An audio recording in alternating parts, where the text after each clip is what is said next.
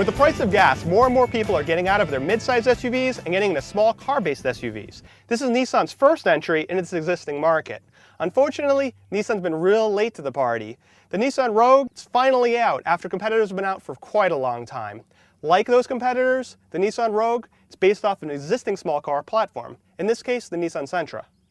While the Rogue's based on the Sentra motor, it just really wasn't quite enough to power around the Rogue. With all-wheel drive and the extra weight, Nissan chose to use the base engine out of the Ultima. That's a 2.5-liter motor with a CVT transmission. We like that powertrain a lot when we tested in the Ultima, and we like it here too. Why? It makes the most of acceleration and fuel economy. We got 22 miles per gallon when we tested it here, and the acceleration is pretty responsive.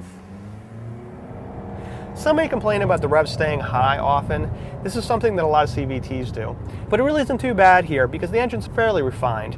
In fact, other than a bit of road noise, the cockpit's a pretty quiet place. The handling also impressed us on the Rogue. The car feels pretty responsive. The steering is nice, provides some feedback. It's actually a little bit fun to drive. Emergency situations, it performed very well. Had a very good speed through our avoidance maneuver, and the stability control is very well tuned, makes it extremely forgiving. The ride, it's pretty good. It's very steady on the highway. However, on uneven surfaces, it does tend to rock side to side a bit. One thing that did disappoint us was rear visibility. There's not much glass area back there. That gives you big blind spots when you're trying to park or change lanes. The reason for that poor visibility, it comes down to styling. Nissan chose form over function when they decided to put these large rear pillars and a sloping rear end. That also compromises cargo area.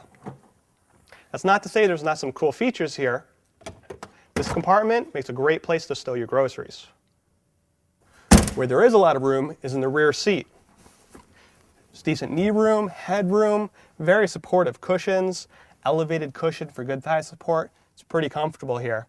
Nice bag hook here to hold your stuff.